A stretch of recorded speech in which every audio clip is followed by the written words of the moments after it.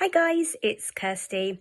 In today's video, I'm going to be talking about unconditional life acceptance.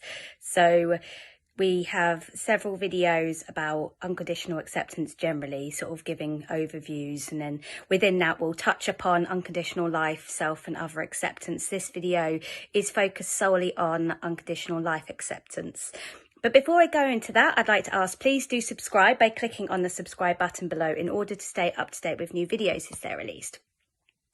So it's best if we begin by perhaps discussing the origin of unconditional life acceptance. So one of the founders of CBT, Albert Ellis, came up with the treatment of REBT, which is Rational Emotive Behavioural Therapy.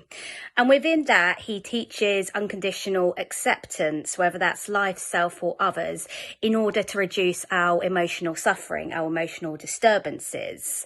So this kind of teaching is based on very, very ancient philosophies about kind of acceptance of life, taught by philosophers such as Marcus Aurelius, for example. So it is kind of based on, a slightly stoic kind of attitude. So it helps to bring down, if we can learn unconditional acceptance, it can help to bring down emotional disturbances such as anxiety, depression and rage. What it doesn't do is eliminate all unpleasant emotions. So it doesn't eliminate sadness. It doesn't eliminate irritation, or impatience and things like this, because we can still feel those unpleasant emotions, but they don't necessarily derail us from our lives. Whereas when we're suffering from anxiety, rage or depression, for example, it can kind of affect our behaviours more and cause us to act out of our best interests.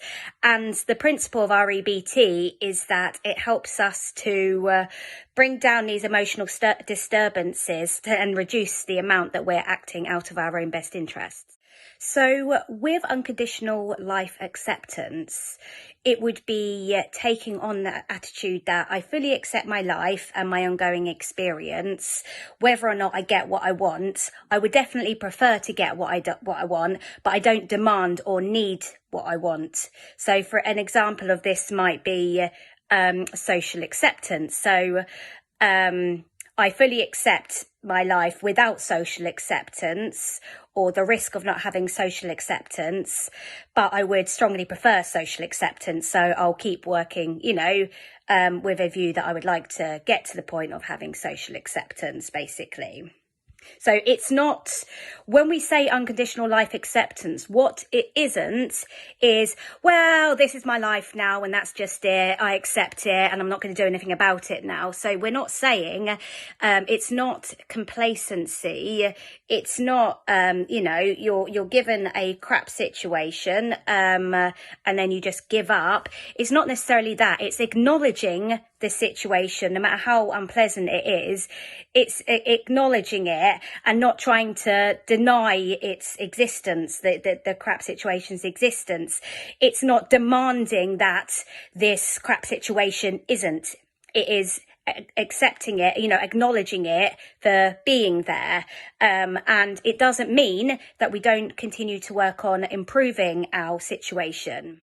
So the relevance of unconditional life acceptance in regards to anxiety and OCD is that if we can get to the point of unconditional life acceptance, then any feared scenario that we might conjure up in our minds we believe it could be tolerated. So whatever scenario our minds might come up with in order to keep us in a fear loop, keep us kind of latched on, doing what it thinks we need to do to stay safe, whatever that might be, although we don't want that feared scenario and the thought of it might make us uncomfortable, we feel like as much as we don't want that feared scenario to be real, we can tolerate the small possibility that it might be real. And if we can tolerate that small possibility that it might be real, then we are able to better accept uncertainty. And if we're able to do that, then we can not avoid and not perform compulsions. However, if we don't have unconditional life acceptance, our minds, thinking that they're keeping us safe, might throw up sort of various, situations to us, dependent on, maybe where we are in our life, what's important to us. And we are so terrified of that. We think we couldn't bear it if that happened in our lives, because we don't have unconditional life acceptance. So we can't leave the uncertainty. We can't tolerate even the possibility of it. So then we find ourselves kind of desperately scrambling to find out if this thing is real and to try and prevent it. And that's how we end up performing compulsions and avoidances. And even once we have reduced our physical obvious compulsions, we will likely still be doing a lot of ruminating, a lot of kind of using a lot of mental energy if we don't have unconditional life acceptance and we're still terrified of the things that our minds are coming up with. So we'll be, going 100 miles an hour in our thoughts, trying to work it out and everything almost automatically because we're still terribly afraid of it. So now I've explained unconditional life acceptance, what it is, what it isn't, and why it's applicable in recovery from OCD or anxiety. I would like to give some specific examples when it comes to OCD of where if we don't have unconditional life acceptance, we're getting stuck. So firstly, one of the big ones is if we're suffering from health-related obsessions, whether that's a fear of cancer, whether that's fear of other mental health conditions, whether that's a fear of HIV, or if it's a fear of developing, various other life-threatening chronic or terminal illnesses. So firstly, we're saying we couldn't possibly tolerate having our, the idea of having our life experience, the quality of life reduced because of these conditions. So firstly, it would be we might be thinking, the belief might be, it would be awful if my quality of life was reduced by having muscular sclerosis or by having schizophrenia or terrified of what it might mean for my life if I caught HIV, for example. So here we're saying I couldn't possibly tolerate it. It would be awful to have these things. So what it helps for us is to truly, if you look at how other people who have these things can accept their life and the world doesn't swallow them up. So you could see people, but some people who have schizophrenia, for example, they can find ways to manage it. It's difficult for them, and I'm sure they would rather they didn't have schizophrenia, same as we would prefer we didn't have OCD. But they can find ways to manage it. So they're acknowledging that they have schizophrenia, but they would maybe, hopefully be able to access some kind of treatment to help them to help control the condition to an extent. And for example, if there was sort of other physical health conditions, that person, you can look around and there are people who have it and they're still making the best of their lives. So if they're still making the best of their lives, why can't we? Why is it okay for that person to have this thing, but it's not okay for us? Why must we not have these physical health conditions? So you could see that looking at other people and their attitudes, the world doesn't swallow them up. And it really, really helps us to look at working on our perspective around these kinds of things. And with the idea of contracting HIV, so, it's firstly, with a bit of education, you can see it's not the death sentence it was, 30 years ago. People can live very full lives with HIV. They can get married, and they can even have children. I don't know all the details of this, but it's not the death sentence it once was. And obviously you'd prefer to not contract this. But you could stand it if you did. Look around. There are lots of people who have stood it. So with various other themes, so there might be, various kind of taboo themes where the fear is being cast out of society. So obviously we want social acceptance. It's something human beings crave. It's kind of, it's innate within us. We're pack animals. So in old times, in caveman times, people would have been safer in groups. So you wanted to be able to stay in the group so you don't get eaten by a Tyrannosaurus Rex. But sort of now, we're lucky enough to not be at risk of being eaten by a dinosaur. So although it's not where we want to be, we want to have social acceptance. We want to be able to enjoy being around other people. We want to, feel good about ourselves. However, it's not something we need. And you can see that because there are people in the world who choose not to be a part of society. They make that choice not to.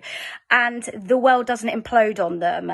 They make it through each day. They tolerate it. Again, so if they can tolerate it, we most certainly can. So that's kind of another example of where we can sort of, we could accept our lives even if we were cast out of society. As there's been, I think Sadie did a very good video on being cancelled, this cancel culture. And we can accept our lives if if we're cancelled.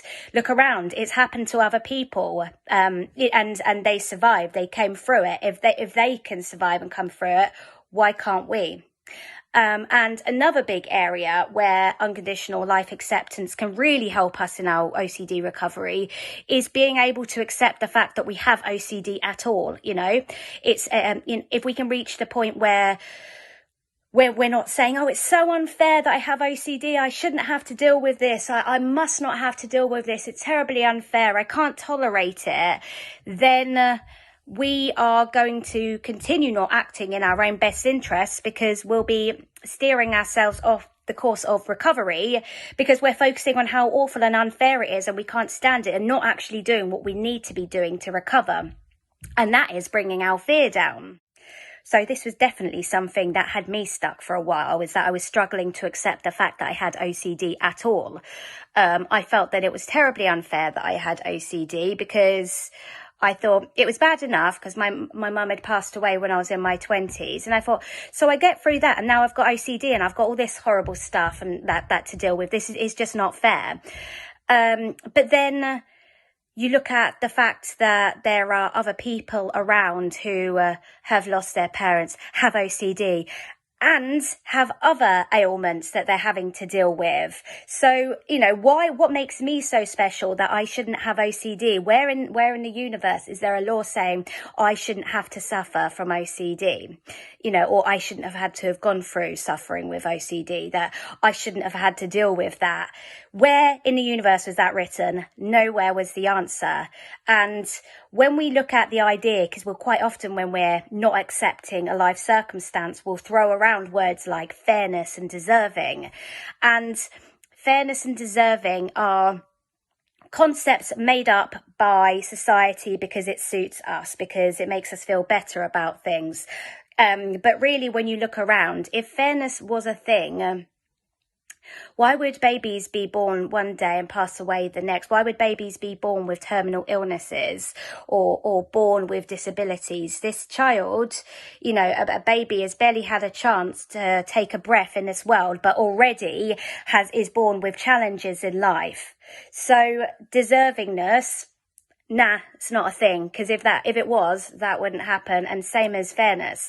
So if we really, really work on our perspectives around, why not me? What makes me so special?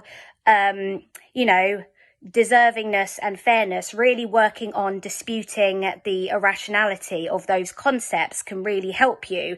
If you can truly get out of the belief that things are unfair and that you don't deserve this and things like that, then you're really freeing yourself up to be more flexible in your thinking. And this all contributes to unconditional life acceptance.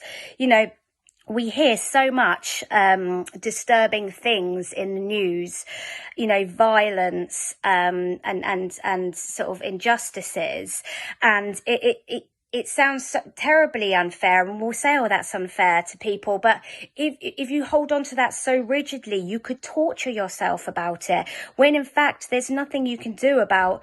Well, only to an extent is there things that you can do about these things going on in the world. You know, of course, making us, inspiring some anger within us when we hear these things can inspire us to take action, with like positive action, maybe campaigning and things like that to help situations in the world that we feel are unjust. But if we truly can't accept life and accept horrible things happen, then the rage will stop us from being able to focus on kind of acting to try and reduce these things. So if we can, you know, strongly prefer, and while we're strongly preferring, we still have an unpleasant emotional reaction, which can spark, you know, positive action to start working on some kind of change. That's good. But if we're still not accepting life, then we're feeling rage, anxiety or depression, which holds us back from actually taking action.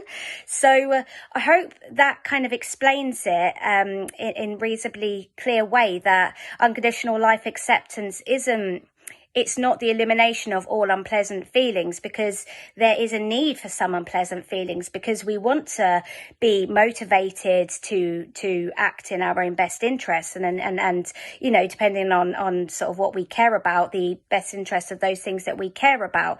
But if we hold on so strongly, things must not be a certain way, they must be this way, and it's terrible, unfair and undeserving if it isn't the case, then we inspire then rage, depression, anxiety within ourselves.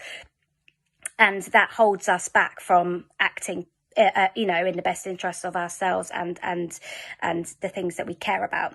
So I hope this video has been helpful in terms of talking about unconditional life acceptance. And I think that other people will be making some videos on this channel. There might be a couple of others on unconditional life acceptance as well, which could be useful to watch, because different people have different takes on things, and the way somebody explains something might appeal to you more than others. So it's good to hear it from different angles. But thank you very much for listening to my angle on it, and do take care. Bye bye.